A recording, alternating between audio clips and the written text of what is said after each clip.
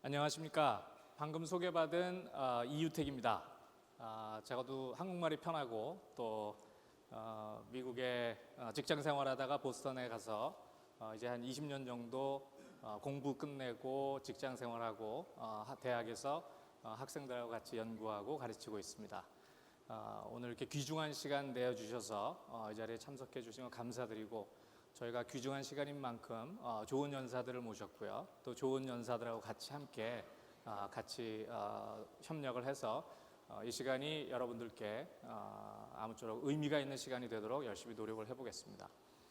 그리고 행사의 공식 언어가 그래도 영어이기 때문에 영어로 진행을 하도록 하겠습니다. 양해를 해주신다면 감사합니다. 그러면 제가 준비한 세션의 프레젠테이션을 간단하게 여러분한테 드리고, 제가 오늘 여러분과 말씀드릴 주제는 overview, 그 다음에 introduction, and then after me, we're going to have three additional speakers who's going to deliver more details about platform-mediated network and platform-mediated business models, who do have in-depth experience in the real business world. So my presentation is, I do have three agenda that I would like to share with you today. The first one is about, let's think about competitive environment a little bit, right? Why do we have to consider this platform-mediated strategy, platform-mediated revolution as an important kind of topic today, right? Why do we need to do that? So let me discuss a little bit about the competitive environment, today's competitive environment. And then I will briefly go over the high-level introduction to the platform-mediated network or platform-based strategy. And then when I was a student, I was trained provide good answers to difficult questions. But after I became a professor, I was trained to ask a good question. So since we do have a lot of good audience, and since we do have a lot of many good speakers today, I'd like to ask some questions to me and to our speakers and to our audience, so that we can think about that as kind of our agenda, future agenda. So that's my plan to share with you. Ever-changing competitive environment. I would like to start my presentation asking a question to you. We had a research project, collecting data from Fortune 500. And also we analyzed the financial performance of those Fortune 500 companies. 1994, that's the first round that we collected and analyzed. And then we were able to identify top 10% and bottom 10%. So high performers and low performers, right? And then the question was, after 10 years later, what would happen to this Fortune 500 high performers and low performers, right? Although they are categorized into low performers, I mean, they are Fortune 500, right? It's the multinational companies, right? So after 10 years later, what would happen? Question to you is, can you guess what would happen? Maybe for top 10 high performers, someone may think that continue to grow, A direction, right? Since they are high performers, maintain the average kind of like performance. Or something happened to this company so that their performance has been declined. So we can think about three, at the very high level, three different directions, right? Low performers, same thing, right? Grow, maintain. What do you think? I mean, what's your guess? I know if I ask you to raise your hand, after lunch you might be tired, it's not culturally proper to ask your hand, so you may not raise your hand. But let me try, since I left Korea 20 years ago, whether the culture has been changed or not. How many of you think that top performers, how many of you think that this top performers went to continue to grow like A direction? How many of you think like that way? Just guess. There is no correct answer. Thank you very much. Thank you. It has been changed. The culture has been changed. Thank you. What about B? How many of you think like B? Great. Thank you so much. What about C? Went down. Wow, these are great audience. Thank you so much. Regardless of your answer, I mean, raising your hand, that's the kind of very good start. Thank you so much. Actually, what has happened? I mean, top performers went down to C direction. Bottom performers went up to D direction. This is really high level of output, but there are many things that we could discuss about. But one important thing that I learned out of this research output was how difficult to maintain the sustainable competitive advantage. I studied operations management, global supply chain, inventory management, so to me it is very easy to distort the financial performance or financial information by having some different kind of treatment on my inventories and supply chain activities. But sustainable competitive advantage for a long-term base, that might be difficult to maintain, right? That's one thing that I learned. We all know from examples like auto industry, start with Ford was a dominant kind of player, early stage of automobile industry in the United States, and the GM came in. And I worked with Toyota for a while, so I mean, when Toyota took over number one position in year 2007, right before they had a big cause in United States, in global market. I thought that Toyota will maintain the first kind of place for a long time, but something happened, right? As you might know, went down. And now German high-tech company like Volkswagen Group took over number one position, right? And I thought German technology, I mean, this is really good company, so I thought this company will maintain competitive advantage for a long time. But it went down, right? Now the question is, who's going to be the winner in this industry, right? That level of competitive environment that we're living with, the music, Sony and Apple. When I was an MBA student about 15 years ago or 18 years ago, we discussed about Sony case. But in our MBA class, I mean, we don't discuss Sony case anymore, but we discuss about Apple and Google, Netflix, and all this kind of new companies, right? When I was young, I mean, I really had a dream to have a Sony-made, Walkman, right? Cassette player. If you do have a radio in it, I mean, that's going to be really perfect product, right? Now, I do have 3 kids. My kids are equipped with or armed with iPad, iTouch, iPhone, watch, and everything with right? That's the kind of like, so I think it's really, really hard to maintain your competitive advantage. I mean, we all know this like fading out kind of companies and new players. Then also interesting thing is like company's lifespan is getting shorter and shorter, right? It was about 60s, right? About 1960s, but these days, 20s, on average, they live about 20 years and then disappear, on average, at the very high level, right? That's the kind of average, and then that's the kind of like environment that we're living with. On top of that, today's managers need to deal with extra factors, more complicated factors, other than just market competition, brand recognition, financial performance. I mean, Johnson & Johnson year 2010 was ranked 4th. 11, 17th. Within 1 year, this is not about 10-year long kind of period. Within 1 year, they lost their ranking, right? Goldman Sachs from 8th to 25. Costco, 7 to 33, right? All this like a multinational company lost their competitive kind of position. Can you guess what this ranking is about? Within 1 year, they can lose their ranking like this. Can you guess what it is?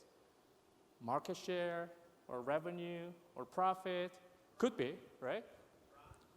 Sorry, brand? Yeah, brand value, right? Good guess, right? They could lose their brand value within 1 year like this, but this is most admired company ranking. Maybe as a result, they might lose their brand recognition or brand value, right?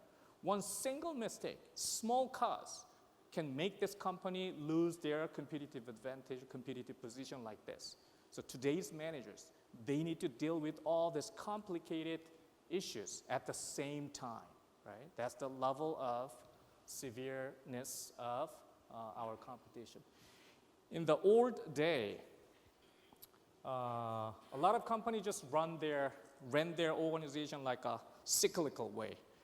When they perform well, they cheers and promotions and bonus and champagne parties and things like that. When they goes down, they always complain about external factors, saying that oil price went up. As a result, market frozen. People do not open their wallet, right? That's the kind of like a excuse they're trying to make. But they promise that we're gonna catch up. And then when they catch up, see, I told you we catch up. So that's the kind of like way how they manage their company, like cyclical way, depends on the external factor. But when a lot of like a company run their organization like this, best performing or better performing kind of organization, they ran their organization like this way, step by step, continuous improvement. In Japanese language, kaizen or continuous improvement, right? A lot of kind of like a improvement methodology. By using those kind of methodology, they were able to continuously improve their performance. In 70s and 60s, even early 80s, I mean, U.S. economy had a really big trouble fighting with and competing with Japanese companies, right? Today's competitive environment, I think, is even more severe from my perspective. There are some companies running their organization like this way. They set up a target, which it sounds like impossible, which it looks like impossible to achieve. And then they achieve. Did you know that Marriott Group, hotel group, I mean, it took 58 years to hold or to get 1 million rooms in hotel industry, right? Now you might guess what I'm going to talk about, right? Airbnb, how many years it took to get 1+ million rooms? 7 years, right? There are some companies who were able to reduce their inventory level 40% within 2 years. Cost reduction, 50%. That's the kind of like competitive environment, right? That's why I think we have to understand various kind of way that we can make innovation. And one of the topic that we would like to speak today is about platform. Platform-based company, platform-based strategy. Through that kind of like methodology or strategy direction, a lot of company now making or maintaining and occupying competitive position. So that's why we want to discuss about platform. I look up some histories of platform, and I found started from mid-16th centuries, originated from French language. I don't know. I don't speak French, but so I don't know how to pronounce that word. But platform, if I try, platform. That's the meaning of a ground plan, flat shape. Even started from 12th centuries, we could find some kind of platform shoes. Do you know why they began to wear this platform shoes? They had a pretty muddy kind of like a road, right? It's not well like a paved kind of road. So they have to have some kind of like equipment, right? Or special shoes. And then for ladies, people, they want to make themselves recognized to other people, right? So they wanted to lift up their height by wearing these shoes, right? So maybe the etiquette, when ladies come down from the step, when men offer their hands to help ladies, history says that, some history book says that etiquette started from that traditions, right? Because like ladies begin to wear this kind of like shoes and hard to walk around. So they had two service person to help ladies to walk around, right? Because of muddy road, and this is kind of like shoes today, platform shoes today. This is the kind of highest kind of like shoes. And then Shakespeare's play has been played on this kind of like lifted up kind of playing ground, right? That's also considered as platform. And also religious kind of worship place, that has been also happening in platform. And we can think about various kind of different kind of purpose of platform. It depends on the industry and then goals. Now, today's platform business, I mean, you may know all this kind of cases. Alibaba, 75% of Chinese e-commerce transaction held by, operated by Alibaba. Google, 82% of mobile operating system and 94% of mobile research, right? Google is taking care of that.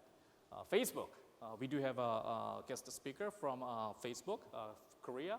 World dominant social platform. I didn't put number because we do have a representative from Facebook, so I don't want to put a wrong number. So I decided not to put any number here. But we know that world dominant social platform, right? By year 2020, we will have more platform-based companies, increasing number. Year 2040, by year 2040, 40% of total S&P 500 net income will be generated by platform company. That's the kind of forecast that industry research centers, researchers are forecasting. Over S&P 500 company, their net income has been increased 16%. On the other hand, platform business were able to make their net earning increase 330%. So that's the kind. Regardless whether this number is correct or not, this is number from global platform survey kind of result. So there might be some variation, depends on who collect the data and who publish through what kind of research center. But that's the kind of like situation that we have to deal with. That's why we wanted to learn and understand what the platform-based or mediated companies are doing and how are they running their company. Conventional business model that we do have material producer, reseller, and another side we do have resale of that produced products. Or we do have a manufacturer or a material manufacturer, producer in one side, and then delivery to wholesalers and retailers. So that's the kind of pipeline, sequential, value-adding activities, conventional and traditional kind of like business model. Now we want to talk about platform business model. One side and another side, they do have a direct transaction through the platform. That's what we call two-sided business model or two-sided market platform models. And then these users or buyers are affiliated to platform in some way.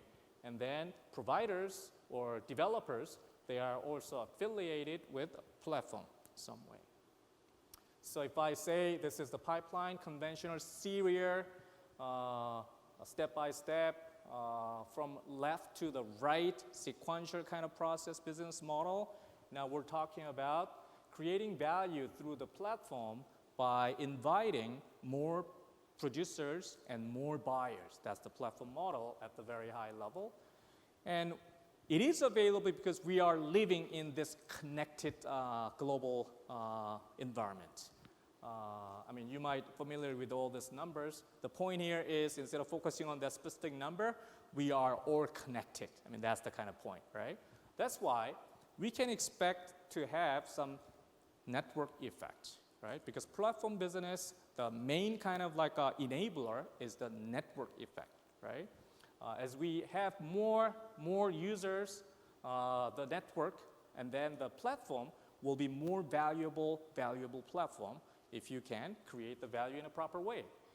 As a result, cost line increase like this linearly, but value that can be increased exponentially. So at the beginning, it might be a little bit hard to develop that platform business because you will have some difficult time. But once you have that point that you can have that network effect, your profit will be generated. I mean, we don't have to discuss all the detailed things, but as an example, Airbnb, we do have providers or sellers, a number of sellers, and then we do have buyers on the other side. As we have more buyers or as we have more sellers, I mean, this will have kind of like virtuous kind of cycle, right? So that we can add more values based on this platform business. But in their early stage of business, they also had a difficult time. It took like 36 months to reach it to a point that they can have a network effect. So it's not kind of like an equation. Once you develop your platform business, you will expect to have a network effect. It is not true. You have to invest and devote yourself to develop that platform in a way that you can produce the value. My favorite food whenever I visit Korea is this. I mean, you might know this is jjajangmyeon, right? Now the business model, do you want to sell it at the high price but just sell small unit? I mean, that's the kind of like targeting to high market. But you can also have another strategy. I mean, lowering down the price and then sell a lot, right? That's another kind of like business model that you can have. But economically, I mean, the profit maximization will be like a certain level of price and then certain level of amount. So we're trying to look for that kind of amount. But in platform business model, if this is the kind of like a consumer side of demand line and this is developers like demand line, most of the conventional like business model, they're trying to make the profit by having the price, quantity, this level. But platform business model are trying to invite more consumers at the lower price so that you can have more kind of like a participant to the platform. If you have more users willing to participate in the platform, now you can have more providers, right? We can think about various kind of like examples here. Uber business model, and then do we still use like Are Hangul in Korea? Are Hangul viewer, right? Although I don't buy the Are Hangul software, because they freely just distribute the viewer, although you don't buy the software, you still can enjoy by reading that document which is written by Are Hangul. But those who develop the document, they need to buy the right software so that they can increase the price and that they can maximize the profit from the provider side. So those are the kind of two different kind of business model which are closely related each other. Well, in order to make this platform business work in the real world situation, our guest speakers will deal with this kind of issues, but policy, how to make that platform available and process, how to invite various kind of like participants, and then what kind of talent do we need to run that kind of company, and how do we create the value? Because the focus of this platform business model is based on what kind of value that you can produce. That's the kind of like a big question that I would like to ask.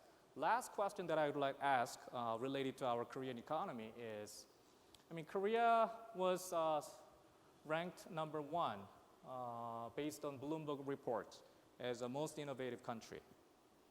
I was so proud of that. And then another report says that Korea was ranked 11th. It's again like a global innovative index report says that Korea was 11th. So why one report says that Korea is #1, another report says 11th? So I look for the criteria based on what? Bloomberg, who ranked Korea #1 country, their criteria was based on input, which means we do invest a lot of money, right? R&D and number of patents, right? That's the input-based kind of economy, right? On the other hand, the GII, the next one, who put Korea 11th, was measured by output, which means there is a gap between input and output. We invest a lot of money and effort, but we don't produce the output, right? So that's the gap, right? Whenever we do have or learn or imitate or practice innovative methodology to make or create competitive, sustainable competitive position, we have to think about how are we going to make that or fill in the gap instead of just focusing on input-based kind of investment, but how do we produce the output? I think that's the kind of important thing that we can think about. We can think about various kind of innovation methodology, but I think whenever we see the trade-off relationship, a lot of people think that cost and quality, they are trade-off relation, which means if we lower down the cost, the quality will be lowered down or sacrificed, right? When we're trying to increase the quality, cost has been increased at the same time. That's the kind of trade-off relationship. From my perspective of view, innovation, if you can break that trade-off relationship so that still you can lower down the cost, but if you find the way that you can improve the quality level, I think that's the innovation, right? To me, platform business will allow us or enable us to think about or find the innovative way that we can break down that trade-off relationship so that we can still lower down the cost, but still improve the quality. We do have a lot of challenges in our economy, but when the storm comes, some build a wall, the other build the windmills. So I think if we can accept all these difficulties and wind power so that we can generate bigger kind of like energy to boost up our energy, that could be considered as an entrepreneur kind of approach. So that's my kind of like a brief introduction and presentation. Thank you very much. And then I hope you enjoy the rest of our speeches too. Thank you.